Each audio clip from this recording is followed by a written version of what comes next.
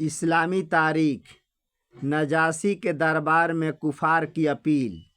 कुरैश ने जब ये देखा कि साहबा कराम रज़ियल्लाहु अन्हुम हबशा जाकर सकून व इत्मीनान के साथ ज़िंदगी गुजार रहे हैं, तो इन्होंने मशवरा करके उमरू बिनुल आस और अब्दुल बिन उबी रबिया को बहुत सारे तोहफे देकर हबशा के बादशाह के पास भेजा।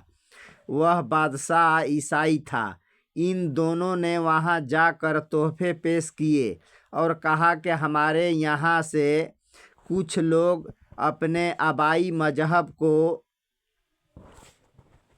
छोड़कर एक नया दीन इख्तियार करके आपके मुल्क में भाग कर आ गए हैं, इसलिए इनको हमारे पास वापस कर दीजिए।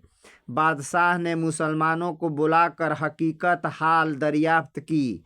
मुसलमानों की तरफ से हजरत जाफ़र रज़ियल्लाहु अन्हु आगे बढ़े और कहा, अय बादशाह, हम लोग जहालत व गुमराही में मुब्तला थे, बूतों की पूजा करते, मुर्दार खाते थे और हम में से ताकतवर कमज़ोर पर जुल्म करता था। हम इसी हाल में थे कि अल्लाह ताला ने हम पर फजल फरमा कर एक रसूल भेजा, जिनकी सच्चाई, अमानत दारी और पाक दामनी को हम पहले ही से जानते थे।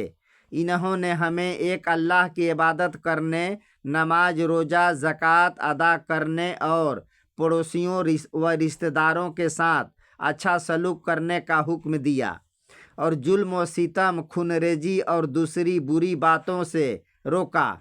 हम इन बुरी बातों से रुक गए और इन पर ईमान ले आए। इस पर हमारी कौम नाराज़ हो गई और हमें तकलीफ़ें पहुँचाने लगी। चुनांचा हम आपके मुल्क में आ गए हैं। फिर हजरत जाफ़र रज़ियल्लाहु अन्हु ने सूरा मरियम की चंद आयतें पढ़कर सुनाई। बादशाह पर इसका इतना असर हुआ कि आँख से आंसू जारी हो गए, यहाँ तक कि दाढ़ी तर हो गई। और बादशाह ने कुफारे कुरैश को ये कहकर दरबार से निकलवा दिया कि मैं इन लोगों को हरगिज़ तुम्हारे हवाले नहीं करूँगा।